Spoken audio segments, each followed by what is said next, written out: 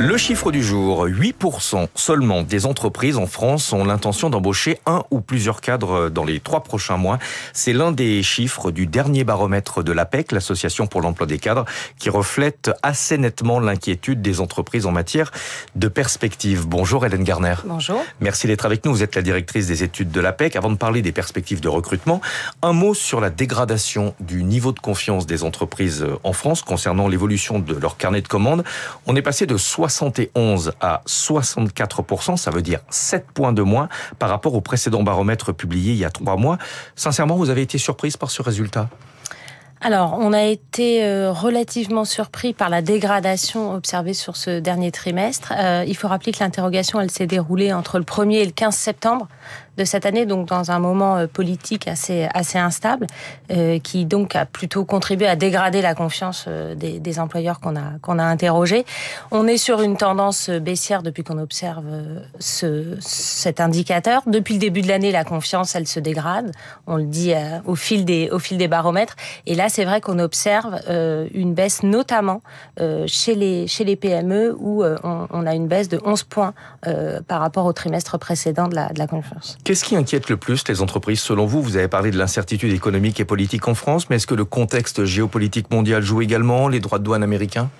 Alors, on les interroge pas spécifiquement sur ces sujets, mais effectivement, le contexte économique en général, l'incertitude politique, je l'ai dit, mais les indicateurs économiques aussi qui sont pas au vert. L'investissement des entreprises reste négatif, la consommation des ménages en berne, et puis on a une épargne forte de précaution qui montre aussi la prudence du côté des ménages dans leur comportement. Donc, c'est un environnement qui n'est pas porteur, et on a titré le baromètre sur la panne de confiance des employeurs. Et votre baromètre montre également que le niveau de confiance des cadres se dégrade également. 30% des moins de 35 ans se sont aujourd'hui menacés par un risque de licenciement. C'était 26% il y a 1 an et seulement 21% il y a 2 ans. Donc le pessimisme gagne également les cadres, surtout les plus jeunes.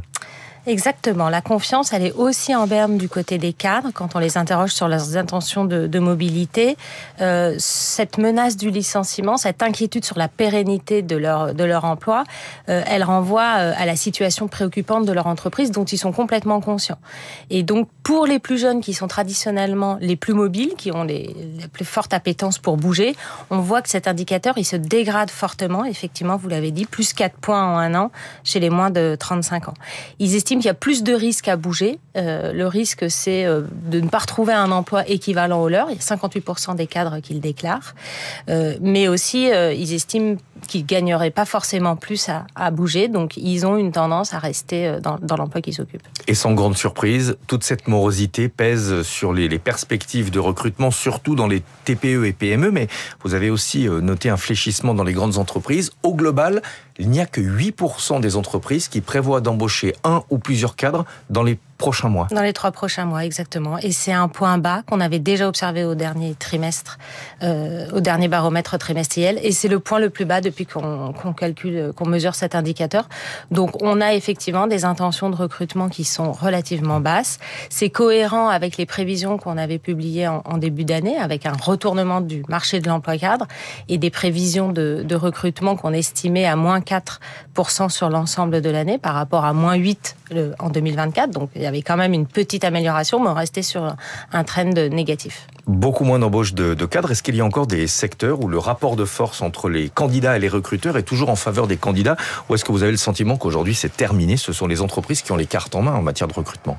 Le rapport de force, il s'est clairement inversé par rapport à la période post-Covid, en faveur des entreprises, notamment dans les secteurs à forte valeur ajoutée, qui sont des secteurs de pourvoyeurs d'emplois cadres, notamment pour les jeunes diplômés. Alors ces secteurs, c'est recherche, communication, ingénierie, conseil, informatique.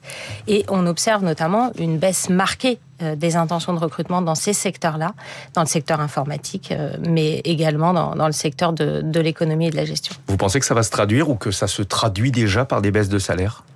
Alors, on le verra fin novembre, puisqu'on va publier notre baromètre des rémunérations. Mais il y a clairement une pression qui va être plutôt en faveur des entreprises sur le salaire, même si les candidats, quand on les interroge, sont prêts à faire des concessions sur leur salaire pour trouver un emploi. Mais le rapport de force, il est du côté des entreprises aujourd'hui. Merci beaucoup. Hélène Garner, directrice des études de l'APEC. Merci d'avoir choisi Radio Classique pour présenter votre étude ce matin. Et bien sûr, l'étude est à retrouver sur le site de l'APEC. Il est bientôt 6h57. À suivre dans 3 minutes le journal de l'Énergie.